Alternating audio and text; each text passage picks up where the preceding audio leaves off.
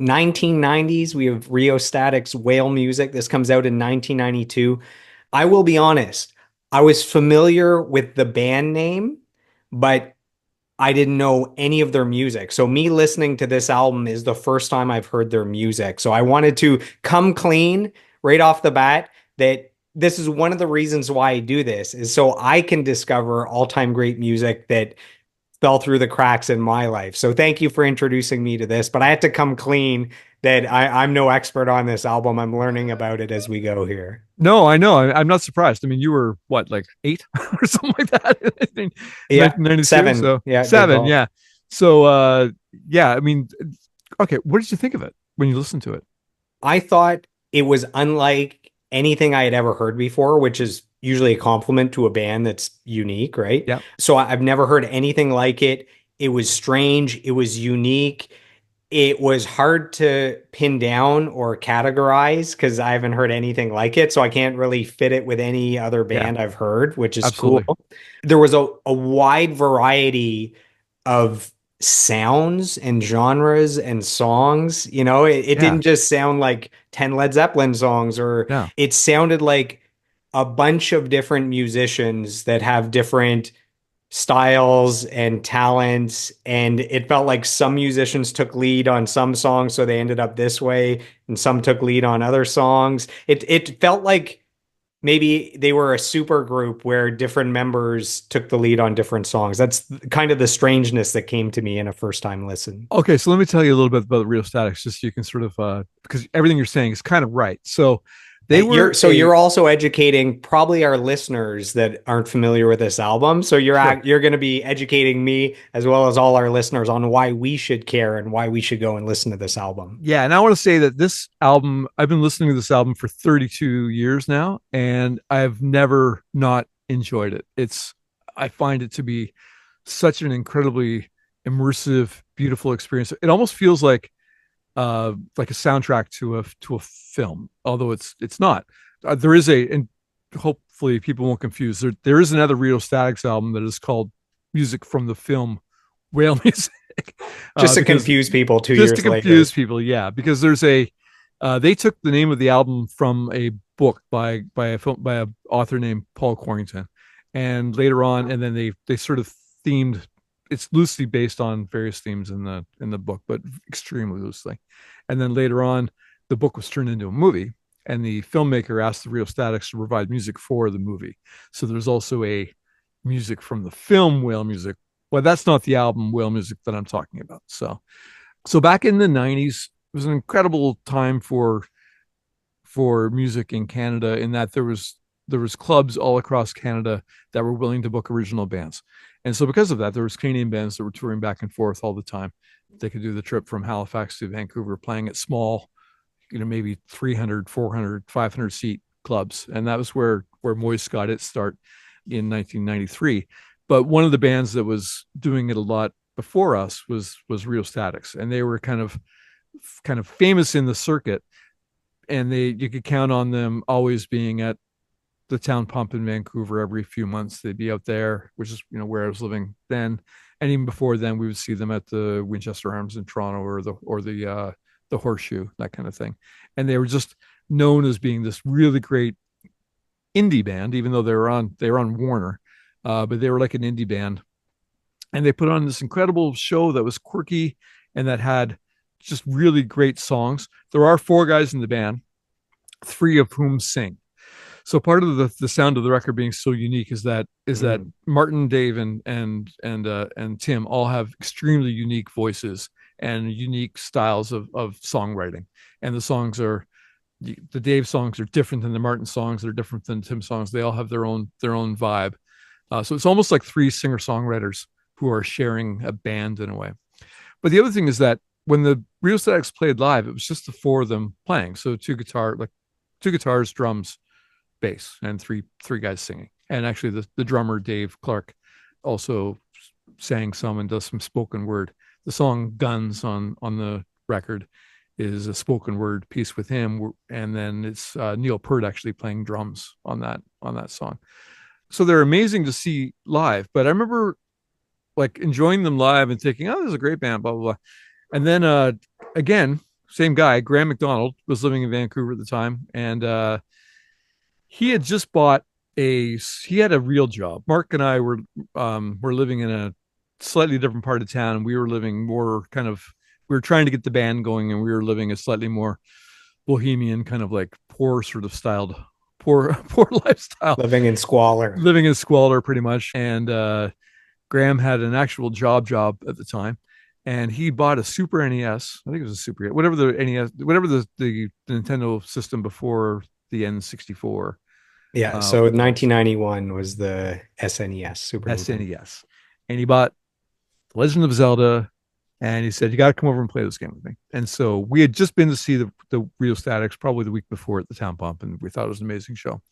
And he was like, "Hey, I got this Rheostatics album," and so we put it in, and we fired up the game. And to this 30 years later, whenever I'm listening to Rheostatics, I can see the little Zelda character running in Little my mind. pixels.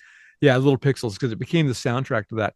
But we just had that album on repeat, and it sounded so different from like the songs are the same as they were playing them live, but the orchestration is just so much more dense. And there's guest vocalists, and there's string sections, and there's horn sections, and there's keyboard and everything. So they did just such an incredible job of translating it to record.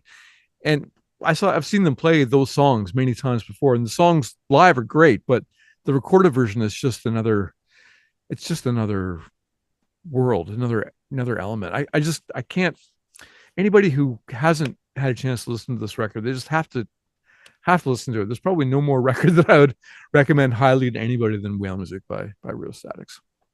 You mentioned Neil Peart from Rush. So he's credited with percussion, arrangements, and drums. And I was curious if, because it doesn't, normally it says, track 1 and 7. This doesn't say any track. So I was wondering if he actually played on quite a few songs, No, I think it's just the one. it's just the one. Yeah, it's just the song Guns, which is like somewhere in the middle of the album.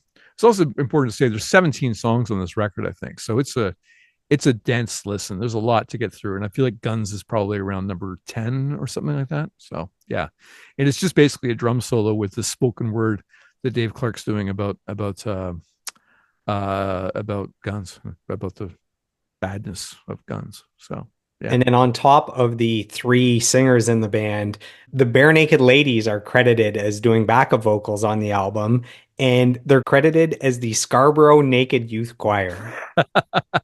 That's So, awesome. I didn't know that. I do know that Michael Philip Wojohoda, who produced the album, also produced Gordon by Bare Naked Ladies. So, and they're part of the same kind of Toronto indie scene. So it makes sense that they would know each other. so I didn't realize that the band formed all the way back in 1978. Like I think the 90s when I think of this band, and which is, when this album came out, but they formed in 1978, and they were three of them. The band, no, all of them, when they first started, they were teenagers and needed special permits just to play their shows. Wow, that's crazy. 78, really? That's It says formed in 78 when I looked into it. So, okay. I mean, they're the same age as me, so they would be like 11 then, 12 then. I guess so. Yeah. All right, sure. I'll yeah, buy it. It's maybe on the maybe internet. their prime was when they were 14, 15. I don't Yeah, know. perhaps. Yeah. There is a bit of a clip of them playing like at the end. I don't know if you got to the end of the album. At the very tagline, there's like a hidden track, which is like a sound collage. And I think there's a bit of one of their first early performances on kind of buried in there, but you'd have to listen hard to find it. And the album cover is unique. It's a painting of a whale biting another whale, and there's blood in the water. And the way the two whales are, it looks like the one biting might be the same one. It looks like it might be like I don't know. It's a strange painting of two whales, and it's actually the guitarist Martin that painted it, which I thought was Yeah. cool. Yeah. Martin's a very well respected painter. He did paintings. I think he painted most of their album covers. He's like a Toronto art fixture kind of thing. So they're all super interesting guys. Dave Bedini, I'm not surprised if you would know of him, if you like hockey, because he's written about sports a lot. Yeah, he's a big sports writer, big writer all around. And my favorite songs on this record, though, again, it's the bass player thing. Tim Vesely's the bass player, and he sings the songs that are probably my favorites, which is There's a song called "The Headless One," which is a really weird song. It starts off in 5/4, then it goes into 6/4. But you don't even really notice it. And he sings a song called "Palomar," which is a beautiful song about a man and his dog. And I find myself singing it all the time when I'm out walking my dog. Man's best friend. Paloma, what's wrong? Where'd your dog go? Yeah. And Soul Glue, another Tim song, which is just beautiful. But it that said, it's Martin is the thing that makes the band sound unique. Even on the Tim songs, his voice singing harmony is he's got this really high. I don't know if it's a falsetto or if it's just a really unique full voice. And live, he back in those days anyway, he was playing this really weird, kind of like a headless guitar that he would just get all these really weird sounds out of and stuff. So where Dave would be playing either regular acoustic guitars or electric guitars, Martin would be getting these strange sound things out of this like a like a weird headless kind of strange guitar. I thought the song Kings of the Past had really good guitar work on it. I'm the king of the past. Yeah, King of the Past is great, great song, beautiful. And actually, that the way that songs all they all have beautiful endings too. Like King of the Past has an incredible ending part to it. We're like a coda almost. It's just every song has something unique and incredible about it. To anybody like who hasn't heard this and wants to find some really good music, just take a moment when you're driving your car and you have an hour to kill and just start it from the beginning. Because like the way it begins with a self-service gas station and the other thing too about the album is that it represents so many genres. There's Yeah. a bit of country in there. There's a bit of punk rock. There's a lot of like indie. There's a lot of songs that are in really crazy time signatures like 6/4, 5/4, that kind of thing. It's everywhere. It's amazing. So the band had just one top 40 hit with the song Claire, Claire, yeah. but despite only having one hit, they're considered one of Canada's most influential and unconventional rock bands. Oh, for sure. Absolutely. Yeah. They were such a big deal in the 90s. Like they were an inspiration to all of us, I think. And Claire's a beautiful song as well. And Claire was actually, it was on their next album. Introducing Happiness was the album that came after that. And it's a great song. And it was actually like a reasonable pop hit for them. And it was also featured in the movie Whale Music as well. The movie that was made from the book. Yeah. So yeah, and Claire is a beautiful song as well. If you haven't checked it out, it's like a gorgeous, gorgeous song. And it sounds like they've reunited and they're still playing shows. Have you heard Yeah, that or? yeah, they're playing. I don't know if they ever stopped playing. Like they have gone through, like they've taken breaks for sure. But I noticed that they were playing. Like they were playing a winery in Prince Edward County. I noticed last summer. Maybe no, maybe it was the summer before. They played Skelton Park here in Kingston about 5 years ago. I think the same kind of thing as so many other 90s bands where they kind of get together and play when it's convenient for everybody because everyone has other lives and other things going on. To the best of my knowledge, I think Michael Philip Wojciechowski, who is the producer, is now playing drums for them, and Dave Clark has moved on to other things. I say that as if it's news, but I think that was probably about 15 or 20 years ago that happened. So So it sounds like their newest album was about 5 years ago. So Here Come the Wolves was in 2019. right. So if you guys like whale music, there's another album, Here Comes the Wolves, you can check out that's a little fresher from a few years ago. And there's a little bit of critical acclaim here. So the Canadian Music Magazine Chart conducted a reader poll to determine the greatest Canadian albums of all time. Whale music placed fourth behind Joni Mitchell, Neil Young, and Sloan. And then the fifth album was the same band with their 1991 album Melville. Melville. So in the Melville's a top great five, album as well. they have they have two albums in the top five with Neil Young, Joni Mitchell, and Sloan. Like, what more can you ask for from a band? Yeah, that's pretty amazing for sure. It certainly isn't like the fact that I'm a huge fan of it. I'm not alone in this at all. This is a very well respected album. It's just it's not it hasn't hit any kind of like mainstream popularity, but those of us who know it, we love it. So yeah, it's definitely you got to yeah, it's definitely it needs to be checked out. Yeah, and you need to spend some time with it. It's a dense album, but it's like I say, I've been listening to it for 32 years, and I'm still hearing things sometimes that I haven't heard before when I listen to it.